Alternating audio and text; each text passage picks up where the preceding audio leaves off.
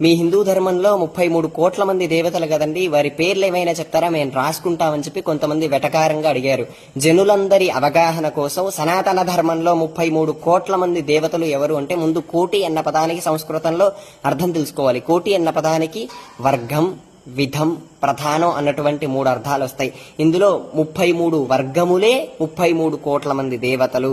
అందులో అష్టవసువులు 8 మంది, ద్వాదశాదిత్యులు 12 మంది, ఏకాదశ రుద్రులు 11 మంది, ఇంద్ర, ప్రజాపతి. వీరినే ఈ 33 మందినే 33 కోట్ల మంది దేవతలుగా విభజించారు. ఇది కేవలం హిందూ ధర్మంలోనే ఉందా అంటే లేదు.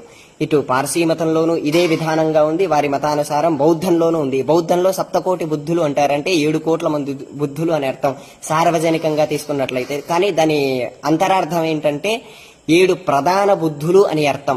ఇప్పటి నుంచి ఎవరైనా మీ సనాతన ధర్మంలో 33 కోట్ల మంది దేవతలు ఎవరు అంటే ఈ వీడియో చూపించండి. నమో నమః.